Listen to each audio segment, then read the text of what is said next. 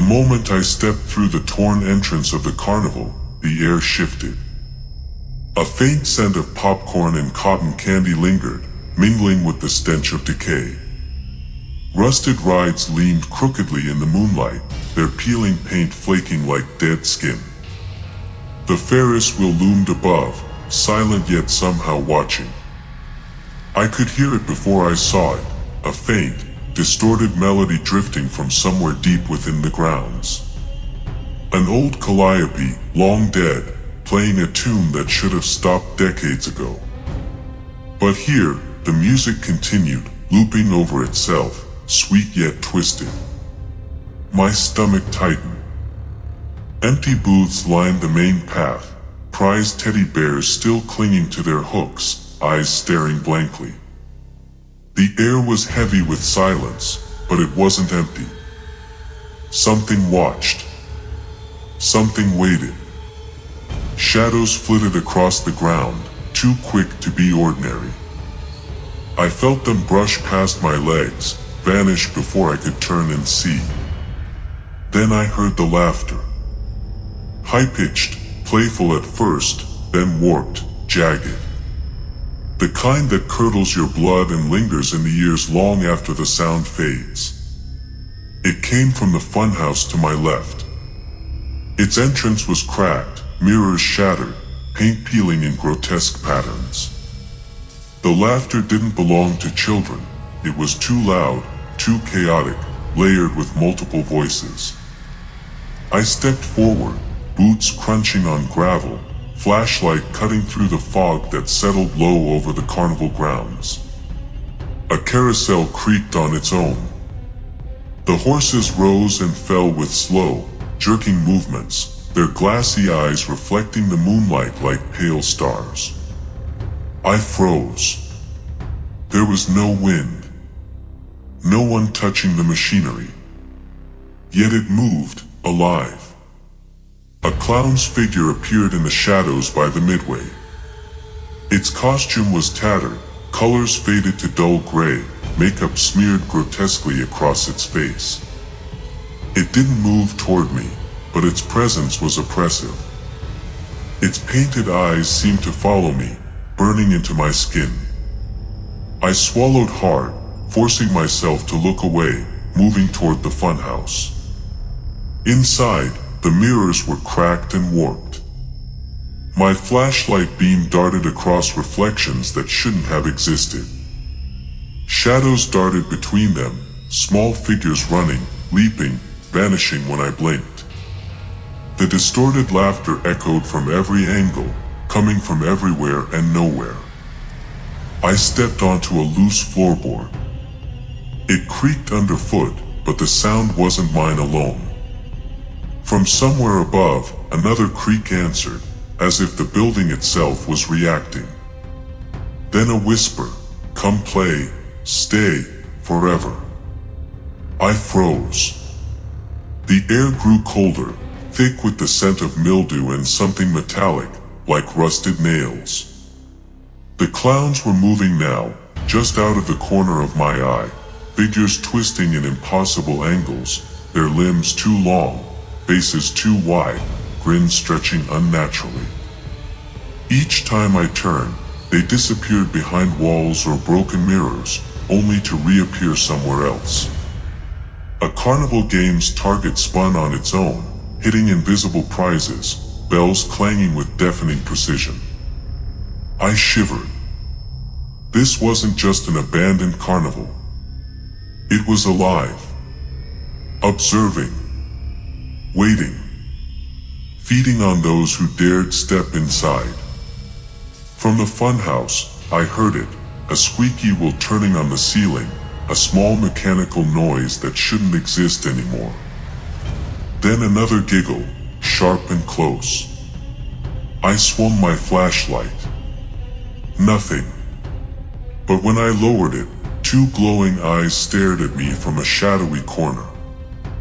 I ran, stumbling through narrow aisles of broken stalls and toppled tents. The music from the calliope grew louder, more distorted, now layered with voices, whispers, and laughter that bounced off the rusted rides. The carousel spun faster, horses' mouths open as if screaming. I could hear the clowns now, moving in time with the music, footsteps too quick, scraping and thudding across the concrete, always behind me, always out of sight. At the center of the carnival, I stopped. An old tent loomed, larger than any other. Its fabric was shredded, poles bent like the fingers of skeletal hands. Inside, I could see them. The clowns. Not one or two, but dozens. Painted smiles, hollow eyes, costumes in tatters. They weren't moving yet, just standing, waiting, as if I were expected. And the laughter began again, louder than the calliope, overlapping, impossible to ignore. It filled the air, pressing into my chest, vibrating through the ground. I realized with a cold jolt, this carnival wasn't abandoned. Not really. It had been waiting. And I had just entered its playground. The fog thickened as I pushed deeper into the carnival. Every step I took seemed to echo tenfold, bouncing off rusted rides and shattered booths. The calliope music twisted in impossible ways, speeding up, slowing down, always distorting, filling the night air with a warped carnival tune. I wandered past toppled game stalls, where prizes still hung from hooks, faded teddy bears staring blankly, their stitched smiles eerily frozen. But it wasn't the abandoned prizes that unnerved me, it was the shadows moving behind them. They twisted, jerking unnaturally, disappearing when I tried to get a clear look. From the corner of my eye, a clown appeared. Its face was painted white, lips stretched too far, eyes black and hollow. It didn't walk. It glided, sliding across the cracked pavement, silently keeping pace with me. Every time I turned, it vanished, only to reappear seconds later in a different spot. The carousel creaked louder. The horses were no longer stationary, they galloped in jerky bursts, metal hooves scraping the concrete. Shadows moved atop the carousel, small figures riding, their laughter echoing above the calliope. I forced myself not to look too closely. Whatever had been here had no intention of letting me leave calmly. I ducked under a collapsed tent and stumbled into the funhouse again. Mirrors lined the walls, warped, cracked, and smeared with dirt. My reflection flickered, sometimes showing myself, sometimes dozens of faces layered over mine, each grinning widely, laughing silently at me. Then I heard it, footsteps behind me. Quick, deliberate. I spun around, but the hallways of mirrors were empty. My reflection, however, did not move the way I did. It smiled when I didn't, blinked when I kept my eyes open, and moved closer to me in the glass. A small squeaky cart rolled past my feet, unpowered, moving as if guided by invisible hands. Inside, a single toy clown sat, its painted grin too wide, eyes following me. I bent to pick it up, but as soon as my fingers brushed the toy, it screeched, a sound piercing and unnatural, and the mirrors exploded into cracking shards. I ran through the funhouse, tripping over fallen glass, breath ragged. The laughter grew louder, overlapping with whispers, "Come play, stay, never leave." The air itself seemed to hum with energy, pulling me toward the center of the carnival. And then I saw them, dozens of clowns, no taller than children, their faces frozen in grotesque smiles, costumes torn and stained. They circled me, gliding instead of walking, arms stretched in unnatural angles. Their laughter was high-pitched, layered, impossible to locate, coming from everywhere at once. One stepped forward. Its voice, low and gurgling, echoed in my skull. You shouldn't be here. But now that you are, the others tilted their heads, watching silently, waiting. I stumbled back toward the Ferris wheel. It groaned under its own weight, slowly spinning despite no wind or mechanism powering it. Shadows twisted between the cars, clowns riding high and low, faces staring, laughing silently. The carnival was alive, and it wanted me. I darted past the ticket booth, where a faded sign read, "Step right up," in peeling letters. Inside, I glimpsed more clowns, some standing perfectly still, some moving jerkily, like puppets on invisible strings. Their eyes followed me, their grins widening. I ran. Through the midway, the shadows lengthened. The rides were no longer static. The bumper cars slid across the ground, their collisions echoing unnaturally loud. The funhouse mirrors projected not my reflection, but twisted versions of the clowns themselves, multiplying, dancing around me, surrounding me. And then the calliope exploded into a deafening cacophony. Music warped into screams. The ground shook. From every ride, every tent, every shadowed corner, the clowns emerged, some floating, some crawling, some running impossibly fast. Their eyes glowed faintly, mouths stretched wide, teeth too sharp. A small voice whispered, "Play with us, forever." I realized, with a chill running down my spine, that this carnival was not abandoned. Not really. It had been waiting for someone, anyone, to join its endless parade. And now, it had me. The laughter surged, the shadows thickened, and the ground itself seemed to rise and twist beneath my feet. I ran toward the center tent, hoping for an exit, but the entrance shifted. The ropes were higher, the fabric closing in, reshaping itself as if the carnival were a living maze. I tripped and fell inside the center tent. Dim light flickered from broken lanterns, revealing a massive clown, taller than any human should be. Its costume was shredded, skin pale and rubbery, face frozen in an eternal grin. It leaned closer, and I could hear its voice echo inside my head. "You came alone, now you'll never leave alone." The smaller clowns swarmed around me, hands reaching, shadows stretching, wrapping. The tent spun, the lanterns flickered, and the laughter reached a fever pitch. I screamed, pulling myself to my feet, stumbling toward what I hoped was the exit. But the carnival was endless.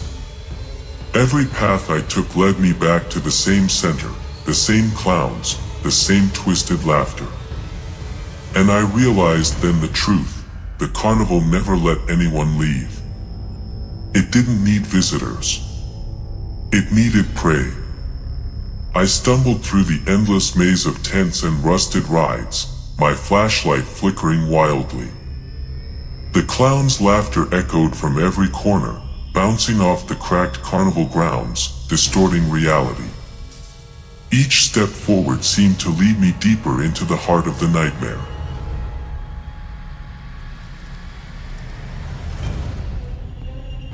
The massive Ferris wheel loomed closer with every turn, now spinning on its own. Shadows crawled along its supports, clowns perched in the seats, grinning with impossible, frozen smiles. I felt their eyes following me, burning into my back, whispering in tones too layered and sharp for a human ear, "Stay, forever, join us." Desperate, I ran past a toppled carousel.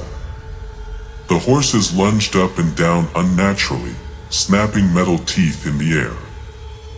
One small clown darted across my path, then vanished, only to appear behind me moments later. The carnival wasn't just alive, it was hunting me, feeding on fear, reshaping itself to trap me. I reached the main gate. Rusted and chained, but I didn't care. I hurled myself against it. The metal held for a heartbeat, then bent with a screech. I shoved through and stumbled into the overgrown parking lot outside. Relief washed over me like warm rain, but it was short-lived. Behind me, the carnival shimmered in the fog. The rides were no longer solid, they rippled, like the reflection of something underwater. The laughter followed, faint but insistent. I could see shadows moving at impossible speeds, clowns emerging from nowhere, their eyes glowing like coals. I ran blindly down the road, heart hammering, branches slapping my face. The fog thickened around me. Then, the faint sound of carnival music returned, twisted, warped, impossibly close. My foot caught on a rock. I fell, scraping my hands across gravel, and the laughter exploded right above me. I looked up. The Ferris wheel was no longer behind me. It hovered in the sky, enormous, shadows of clowns riding high, their hands reaching down toward me. Panic surged. I scrambled to my feet and ran into the darkness, the fog swallowing me whole. Somehow, I found a clearing. The world seemed to stabilize. The ground was firm, still. The air felt normal. My lungs burned as I collapsed, gasping for breath. The carnival was gone.